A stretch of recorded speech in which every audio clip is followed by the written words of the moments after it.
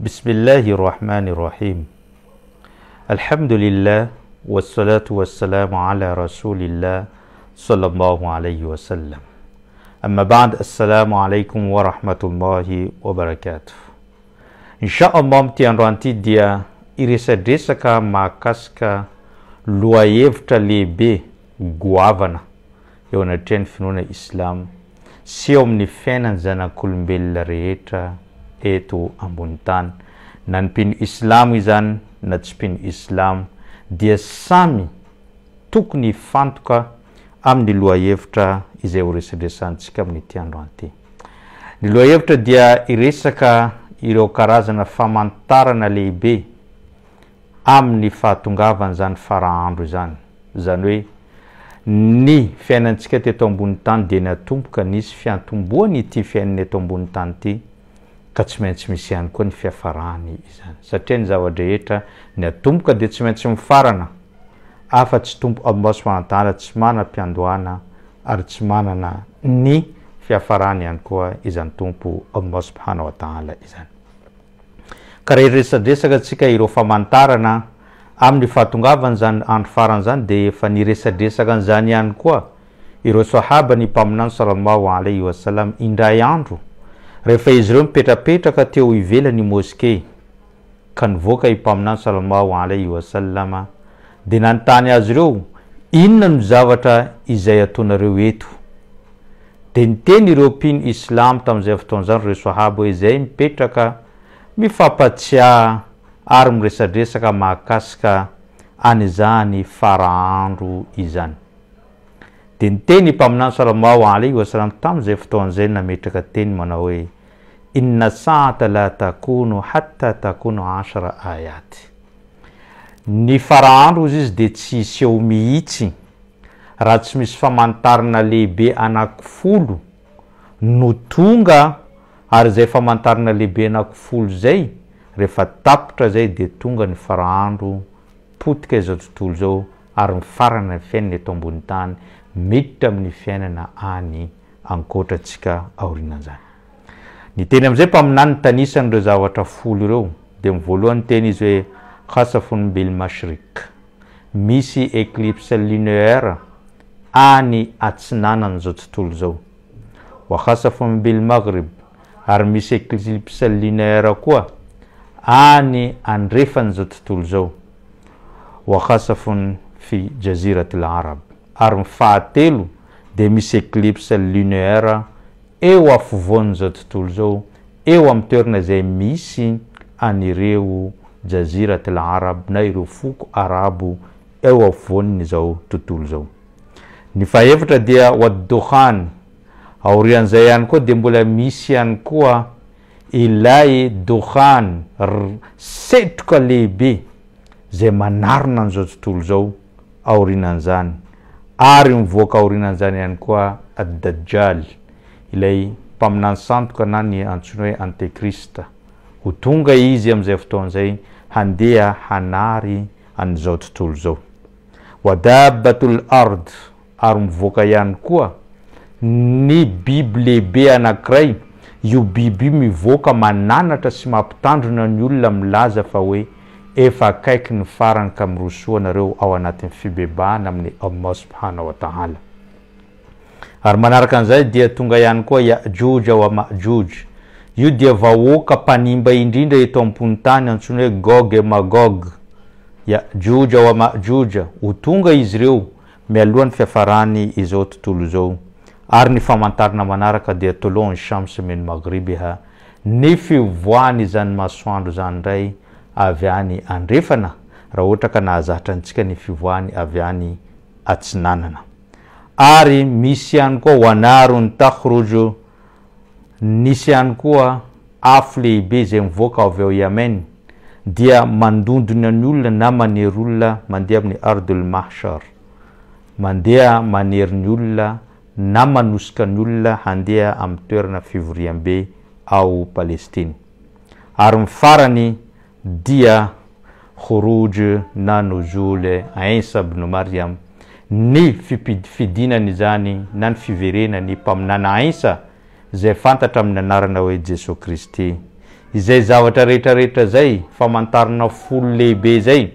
rehefa tonga eto ambonin'ny tany dia fantaro fa efa manakaiky ny farany ary efa ifarana ny fiainana eto ambonin'ny tany ka tonga izay famantarana folo izay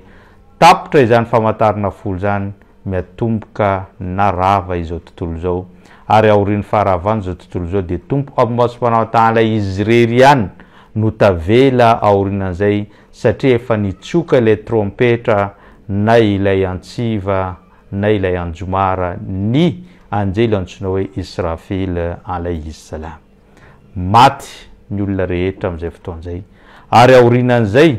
de mitsoka fanondroany indray izy de velona indray ny olona rehetra de ho tsarana manoloana ny Allah subhanahu wa ta'ala. Zay no hadith zay voalaza ny mpaminany maropotra milaza amitsika fa misy zavatra maromaro hitranga mialoha amin'ny fiafarany zao tontolo zao ka ny ray amin'izy ireo no resadresantsika amin'ny ity androany ity dia ny fivoahany ilay mpaminany sandoka antsoina hoe Dajjal na ny Antekrista. Io no ho resadresantsika amin'ny ity androany ity satria nahoana efa nisy fotoana iray tamin'ireo sahaba izay antsoina hoe Tamim ad-Dari. Indray andro izy tambola kristianina izy tamin'izay fotoana zay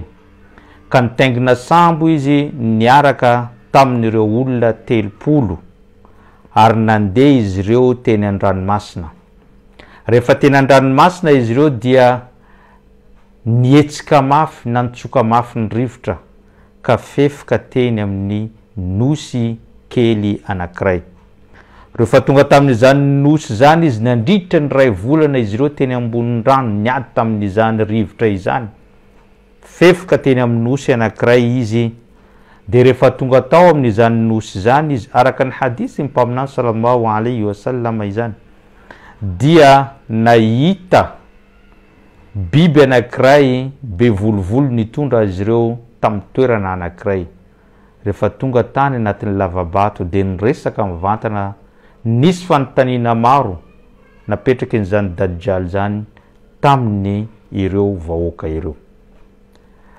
Ka io zavatra io na io tranga io de niporofy ny mpaminany sallallahu alayhi wa sallama fa io olona hitandreo niresaka tamin'izy ireo ary nametraka fanontaniana maro tamin'izy ireo de zay le antsoina hoe Dajjal ary izy rery no sahaba izay nahita an'izany Dajjal zany teto ambony tany. Ka io Dajjal io mbola mifatotra any amin'ny toerana izay nahitany Tamim ad-Dari azy fa kosa rehefa manakaiky ny farana izao tontolo zao rehefa ho avy ny faraandro amin'izao tontolo zao de ho sokafany Allah avelany Allah libra izany lehilahy antsoina hoe Dajjal zany ka hivoaka izy amin'ny toerana anankiray antsoina hoe Khurasan ao Iran avaratry ny Iran araka mivoalaza amin'ny manampahaizana ny voany izy ireo ary hivoaka izy amin'izay fotoana zay ary tadidio tsara fa fiandohany izy dia olona tsotra. Rehefa aveo izy mivadika ho mpanjaka ary rehefa mpanjaka izy mitony tena ho mpaminany ary rehefa mitony tena ho mpaminany amin'ny alalan'ny fahagagana maro zay ataony de eo ihany koa izy miantso ny olona hanompo azy ka maro ny olona very miankohoka sy manompo an'izany Dajjal izany. Ny endrika an'izany Dajjal zany araka mivoalaza amin'ny hadisy maropotra dia ny masony ilany havanana dia tsy mahita na jambana fotsy zany fa ny ilany avia ihany no mahita. Zany hoe ohatrany hoe toka maso izy maso manina maso anankiroa sainginy ray tsy mahita. Ary misoratra eto amin'ny andriny soratra hoe kafir, pikomy, tsy pino ary tsy misy mahalala sy mahita an'izany afa-tsy ireo pino izay mino any Allah subhanahu wa ta'ala ary mino izay voalazany mpaminany sallallahu alayhi wa sallam. Rehefa mivoaka izany lehilahy zany de mitondra fitsapana na fahagagana maro ny zavatra zay hoentiny zany lehilahy zany ka maro amin'ireo zanak'olombelona eto ambony tany voafitaky ny zany fahagagana zay hoentiny zany nefa io fahagagana io dia juste pouvoir sy hery nomeny Allah subhanahu wa ta'ala azy mba hitsapany izy amin'ny olombelona eto ambony tany mora voafitaka ary izy amin'ny olombelona eto ambony tany tena mino ny Allah ka zay nahatonga ny mpaminany sallallahu alayhi wa sallam efa nampitandrina ny mpino islam mba tsy ho tratran'izany fitsapany dajjal zany na ny fitnatul masihu ad-dajjal. Isan'ny fitsapana zay hoentiny amin'izay fotoana zay dia mitondra izy ato amin'ny ilany havanana paradisa ary ato amin'ny ilany havia afobe. Dia zay olona mino azy ho ampidirina ao amin'ny paradisa ary zay olona tsy mino sy mafilo dia ampidirina ato amin'ny afobe. Saingy teneny ny mpaminany sallallahu alayhi wa sallam amin'ny hadis manao hoe jannatuhu narun wa naruhu janna. Rehefa hitanao io amin'izay fotoana zay fa ilay lazainy fa paradisa iny no afobe ary zay lazainy fa afobe iny no paradisa amin'izay fotoana izay. Ka anisan'ny fitsapana noentiny ihany koa miaraka amin'ny karazana renirano lehibe anankiray zay ampisotrony olona amin'izay fotoana zay ary mitondra karazana hoe jabalum min al khubz, tendrombohitra mitondra mofo omena zarana ho an'izao tontolo zao ho an'izay mino azy. Anisan'ny fahagagana zay hoentiny ihany koa an ya'mura as-sama an tamtura fatamtur, mandidy izy ka miteny izy hoe lanitra aoka ho latsaka ny orana, milatsaka avy hatrany izany orana izany. Ary ny zavatra ataony ihany koa miteny amin'ny tany izy hoe mamokara dia mivokatra ny zavatra maniry ao anatin'izany tany izany. Ary rehefa mandeha izy mandalo izy amin'ny fasana dia miteny izy amin'izay fotoana zay manao hoe ho anareo maty rehetra ao mivoa dia velona avokoa ny maty amin'izany fasana izany. Ary tsy vitan'izany fa mivezivezy manerana an'izao tontolo zao, ny tanàna rehetra manerana an'izao tontolo zao dia tsy maintsy andalovany izany lehilahy antsoina hoe dajjal izany. Afa-tsy hoe tanàna anankiroa ihany zay voalaza mpaminany amin'ny hadis fa tsy vitany izany dajjal zany ny miditra ao anatin'izany tanàna anankiroa dia ny tanàna ny Makka sy tanàna ny Madina. Satria ny tanàna Makka sy Madina dia misy ireo karazana anjely napetraky Allah subhanahu wa ta'ala hijanona sy hiaro an'izany tanàna ny Makka sy Madina izany. Ka tsy misy olona tafiditra na i dajjal io tsy ho tafiditra amin'ny tanàna ny Makka sy Madina zany noho ny fiandrasany ireo anjely an'izany tanàna ny Madina izany. Anisany fahagagana zay hoentiny tentsika mamono olona sy mamelona ny olona manao tahaka ny nataony Jesosy Kristy na himpaminana Isa teto ambony tany. Satria misy lehilahy anankiray amin'izay fotoana zay tanora lahy, tonga izy mandeha manatona ny dajjal ka miteny izy manao hoe ianao ilay dajjal, ilay mpaminany santoka zay voalaza ny mpaminany sallallahu alayhi wa sallam amin'ny hadis, ka tezitra mafy izy amin'izay fotoana zay alainy iny zazalahy iny vonony ary rehefa vonony iny dia hitan'ny olona rehetra maty zany zazalahy zany dia miteny izy amin'ireo olona vory teo hoe ho velomiko veo izy dia ho hitanareo fa za marina ny tompo, za marina ny Andriamanitra, za marina no mame an'izao tontolo zao. Dia miteny ireo olona vory hoe eny foazo izy dia foazony ka velona indray mandeha izany lehilahy na izany tanora zany. Dia eo vao maika miteny ilay tanora, miteny izy manao hoe eto zao mbola miampy hatrany ny finoaka ny mpaminany sallallahu alayhi wa sallama ary ianao marina ilay dajjal, ilay mpaminany santoka izay voalaza ny mpaminany. Satria io fahagagana izay lazainao io dia efa fahagagana ny lazay ny mpaminany sallallahu alayhi wa sallam fa ho vitanao mamitaka ny olona amin'izany zavatra izany. Ka rehefa mandeha izany dajjal zany dia maro ny olona izay voasarika, maro ny olona izay mino azy, izay tsy mahafantatra ny fahatongavany sy ny fisiany zany. Anisany voalaza amin'ny hadis fa ny olona iaraka amin'ny dajjal de misy 7 alina jiosy misatroka kely ireny no tena mino azy, ary ampahany betsaka amin'ireo vehivavy ihany koa mino an'izany dajjal zany, araka ny voalazany mpaminany sallallahu alayhi wa sallam. Ka mivezivezy izy manerana an'izao tontolo zao araka ny voalazantsika teo, ary rehefa mivezivezy izy manerana an'izao tontolo zao, saingy 70 andro ihany no ijanonany eto ambony tany. 70 andro ihany no ijanonany dajjal eto ambony tany. Saingy tadio raha lasana bavy anatin'ny finoana islam fa izany 70 andro voalaza izany de tsy 70 andro ohatra mahazatra antsika, fa ny andro voalohany amin'ireo 70 de manana halavana mitovy amin'ny taona anankiray, ary ny andro faharoa de manana halavana mitovy amin'ny volana anankiray, ary ny andro fahatelo de mitovy halavana amin'ny herinandro. Izany hoe ny andro voalohany mitovy halavana amin'ny taona anankiray, ny andro faharoa mitovy halavana amin'ny volana anankiray, ary ny andro fahatelo mitovy amin'ny halavana amin'ny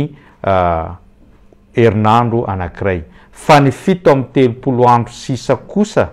dia toy ny andro mahazatra antsika ankehitriny. Ka ao anatin'izany fotoana maharitra zany no andrebirebeny an'izao tontolo zao, ary be debe ny olona izay voafitaka amin'izay fotoana izay. Saingy antsika mpino islam efa nampianariny ny mpaminany sallallahu alayhi wa sallam, efa nomena vahaolana ny amin'ny zavatra rehetrarehetra, satria ny finoana islam de manana an'izany vahaolana amin'ny zavatra rehetra izay mitranga eto ambony tany. Ka mety anytany tena na hoe raha tonga ary zany andro zany raha mbola velona ny tenako, de inona zavatra zay tokony ho ataoko? De mamaly an'izany mpaminany sallallahu alayhi wa sallam amin'ny hadisy manao hoe rehefa tonga izany fitsapana lehibe ny dajjal zany,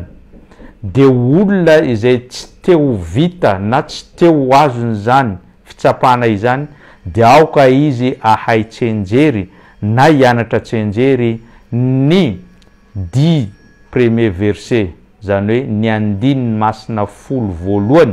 ao anatin'ny suratul kahfi no tokony ho hainao tsy anjery, fa raha hainao tsenjery zany dia tsy ho tratra ny fitnatul dajjal na fitsapahana zany ataony dajjal zany ianao amin'izay fotoana izay. Ary tadio raha lasana bavy ato anatin'ny finoana islam fa tsy nisy mpaminany tonga teto ambony tany afa-tsy hoe nampitambodrina ny olona amin'ny fahatongavany zany dajjal izany. Ary mpaminany sallallahu alayhi wa sallama efa nampitandrina antsika ihany koa momba n'izany dajjal izany. Inona no ataony dajjal io? Ny ataony dajjal rehefa mahazo olona maro izy, ny teteziny zao tontolo zao, de entiny reny olona zay mpanaraka azy reny handeha hiditra ao am-toerana antsoina hoe Babul Lud, varavarana antsoina hoe Lud ao Palestine, ao amin'ny Masjid al-Aqsa no misy an'izany, de miaraka izy miaraka amin'ireo andian'olona be debe, de hiditra ao anatin'izany. Rehefa izy tonga eo amin'ny toerana antsoina hoe Babul Lud io, de eo no alatsaka ny Allah subhanahu wa ta'ala avy any an-danitra ipaminana Isa ibn Maryama miaraka amin'ny anjely anankiroa eo antsorokany mampidina azy ao anatin'ny toerana, eo amin'ny toerana antsoina hoe Manaratul Bayda, ao atsinanany Damas, ao atsinanany Damas ao Syrie no idinany zany Jesosy Kristy na ipaminana Isa eto ambony tany, ary ny diany amin'izay miaraka amin'ireo mpino islam efa vory marobe amin'izay fotoana zay handeha hiady amin'izany dajjal izany. Ary rehefa mifanena izy ireo amin'ny varavarana antsoina hoe Babul Lud, de vao mahita any mpaminana Isa izany dajjal zany, de mitsonika avy hatrany na miravana tsikelikely, ka eo no aminoany mpaminana Isa any izany lehilahy mpanao fitsapana izany. Ary rehefa maty izany dajjal zany, de mandositra avokoa ireo jiosy izay niaraka taminy, ary miparitaka ao a Palestine izy ireo amin'izay fotoana zay, ka raikitra ny fanenjeny mpaminana Isa n'ireo jiosy sy ireo mpino islam zay miaraka aminy amin'izay fotoana zay, ary eo no raikitra ny ady eo anatrehan'izy ireo. Zay le voalazany mpaminany sallallahu alayhi wasallam amin'ny hadisy manao hoe la taqumu saa hatta yuqatilu almuslimuna alyahud, tsy hitsangana ny farahandro na tsy ho tonga raha tsy miady amin'ireo jiosy ireo mpino izy ka am'izay fotoana zay rehefa maro ny maty amin'ireo jiosy de miafina ao ambadiky ny zany avato sy ny zava-maniry na ny hazo zany, de am'izay fotoana zay ireo hazo sy ny zava-maniry mihisy no miantso an'ireo mpino islam manao hoe mitongava nareo izy aty fa misy jiosy zay miafina ato ambadika ko ato ka vonoy izy io, de zay no fiafaran'ireo jiosy am'izay fotoana zay.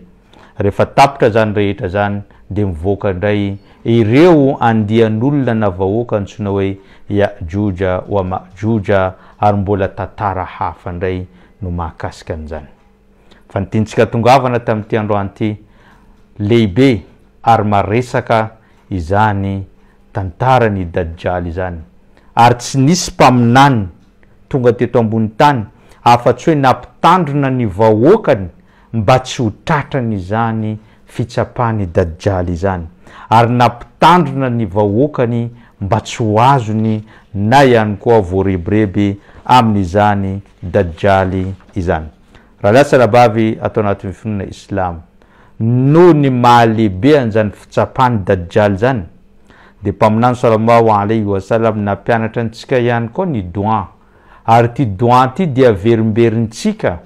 rehefa atsika manao tashahud farany, zany hoe ao anatin'ny soala, de manao an'ity dua ity tsika tsy mitsahatra mba hiarovany Allah amin'ny zany fitsapany Dajjal zany, ka miteny atsika manao hoe Allahumma inni a'udhu bika min adhabi al-qabr wa min adhabi an-nar wa min fitnati al-mahya wal-mamat wa min fitnati al-masih ad-dajjal. Teneny ny mpaminany hoe averimbereno io dua io rehefa nareo manao soala mba tsy ho tratrany zany fitsapany Dajjal. Ny dua de midika manao hoe tompo Allah, mangataka fiarovana aminao zay amin'ny fanasazina ao ampasana, ary mangataka ny fiarovana aminao ihany koa zay manoloana ny afobe amin'ny andro farany, ary mangataka aminao ihany koa zay fiarovana amin'ny fitsapana zay mety mandalo amin'ny fiainanay sy amin'ny fahafatesanay, ary indrindrandrindra mangataka fiarovana aminao zay amin'ny fisehony zany Dajjal na ilay mpaminany sandoka antekrista izany. Zany no mahatonga antsika miteny fa hoe aoka atsika tsy tsatra mangataka ny dua io, ary aoka atsika ahay ny 90 masina voalohany ao anatin'ny surat al-Kahfi, ary zay indrindra natonga ny mpaminany sallallahu alayhi wasallam miteny fa ny olona zay mamaky ny surat al-Kahfi isan'ny azoma dia hoazavainy Allah ny herinandro izay misy azy, satria tsy ho tratran'ireo karazana fitna maro samihafa na ny fitsapana maro samihafa izay voarakitra ao anatin'izany surat al-Kahfi zany. Zay ngambany no raha lasa nabavy anatin'ny finoana Islam ny famantarana lehibe anankiray izay niraisintsika tamin'ity androany ity dia ny fitsapany ad-Dajjal, ilay mpaminany sandoka, ka mangataka amin'ny Allah ho voaro atsika amin'izany, ary mangataka amin'ny Allah ireo taranaka antsika ihany koa raha sendra izany, dia ho arovany Allah tsy ho tratran'izany fitsapana lehibe izany. Zay ngambany no fandarantsika tamin'ity androany ity. Sorako anao ninaraka an'izany hatrany am-piandohana ka hatramin'izao fiafaran'izao ny tenako dia mametraka mandrapitafa ho amin'ny alahady herinan'io toy izao. Wassalamu alaikum wa rahmatullahi wa barakatuh.